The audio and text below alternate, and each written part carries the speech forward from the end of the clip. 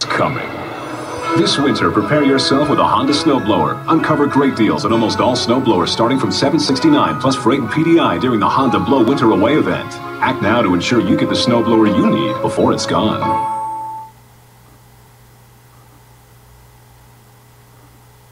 Around those southern shores of Nova Scotia, upwards of 100 millimeters of the wet stuff. That's your weather story tonight. Peter, back to you. All right, Claire, thanks very much, and thank you for watching the National tonight. Now, please keep watching because your local news starts right now. Thanks, Peter, and good evening. 4 men are in custody tonight after an early morning gunfight on a Saskatchewan First Nation, and the target, some RCMP officers. The shooting happened here on the Red Earth First Nation. Now, that's about 200 kilometers east of Prince Albert. It took place at about 1:30 a.m., and then there was a standoff. Tonight, we have video from the scene. The CBC's Ryan Pilon tells us more. Police were responding to a report that someone was shooting at the Red River First Nation school when police themselves became the target. Officers went to a house where the group of people they were looking for were standing outside. The officers got out of their truck, but then someone took out a long-barreled shotgun and shot at them. The shot hit the police truck's windshield. The officers returned fire and backed out of harm's way, and then called for backup. The RCMP say while they haven't exchanged shots on the reserve like this before, they're used to dealing with violent and gun-related offenses. There's incidents that we deal with all the time in Red Earth, and you know, some have violence and firearm offenses associated with them. So the officers have dealt with these similar types of complaints before. The people barricaded themselves inside a house for hours, but then they eventually gave themselves up to police. They were 4 men, aged 18 and 19 years old. No charges have been laid yet, but police say they're still investigating. Ryan Pilon, CBC News, Saskatoon. And to L'Orange now, where people gather to walk, eat, and sing together. Every year on October 4th, people across the country come together to remember missing and murdered Aboriginal women. Vigils were held this evening in Regina and Saskatoon and L'Orange.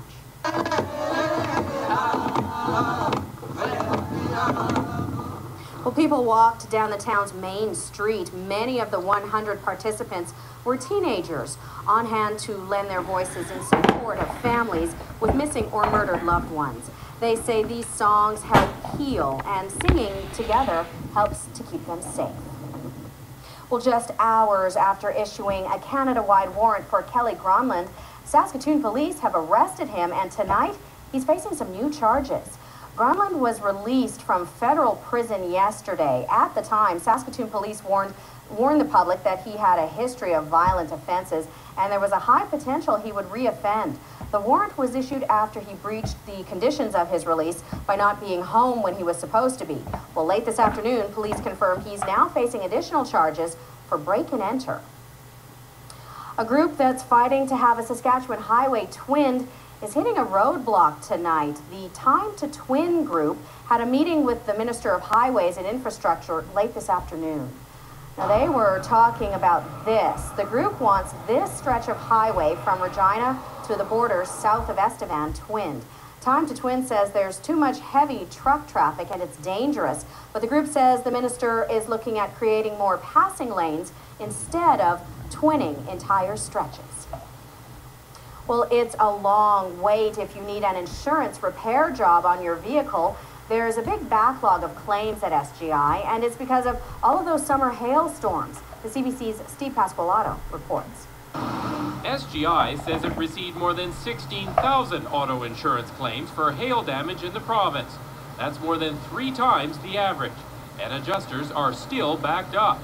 Normally, motorists get an appointment within days, but in Saskatoon and Regina, people are waiting up to 6 weeks.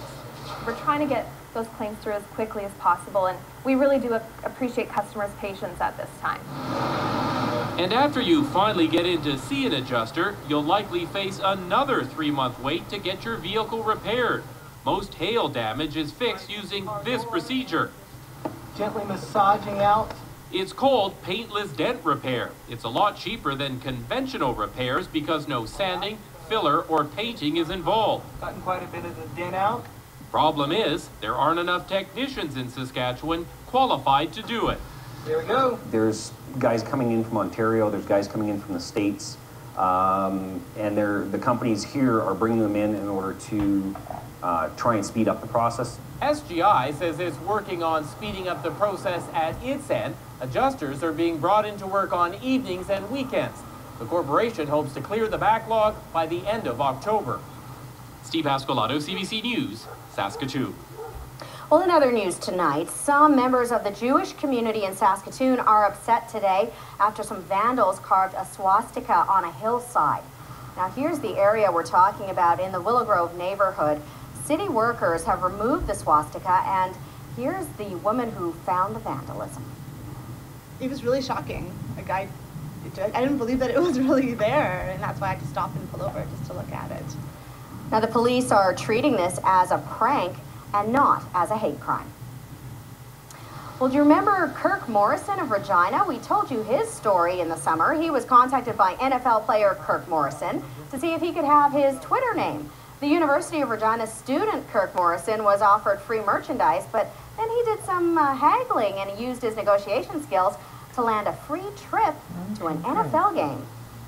That would have been a great deal too, but we just talked, negotiated back and forth a little bit, and as it stands, we're getting this free trip, so I'm happy with that, and I hope he's happy with his new Twitter name. And Kirk and his brother will be flying to Buffalo to see the NFL's Kirk Morrison play early next month. Well, John Heffernan has come from Ireland to work in Saskatchewan. Heffernan says people are leaving his home country in search of work. Heffernan got a job in construction in Saskatoon. It took him 2 years to get through approvals. He says more people would come to work here if the process was faster.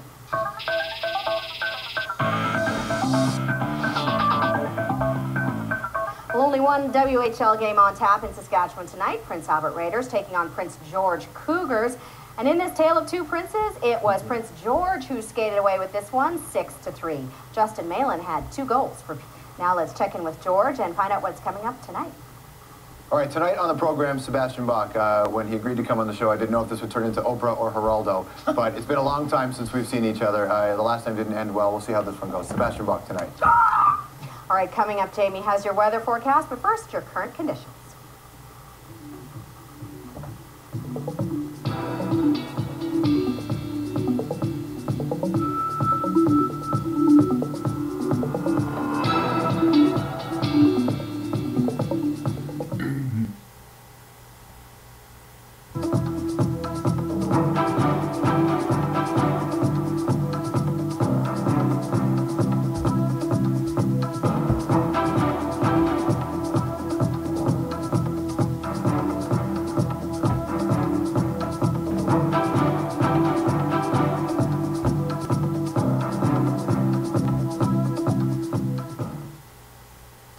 Politics with Evan Solomon. The only 2-hour daily show that focuses exclusively on politics. You need to know what matters. You need to know perspective in their face. Getting after the truth. Nothing more exciting than that. Weekdays at 5 Eastern on CBC News Network.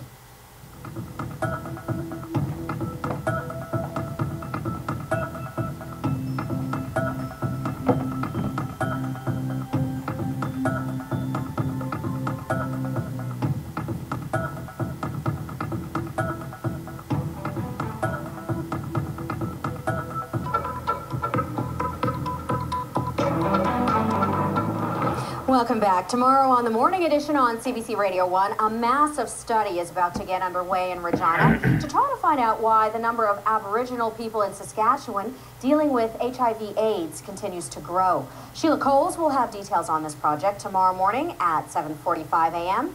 on CBC Radio 1. All right, time now to check our weather forecast with Jamie Maracher.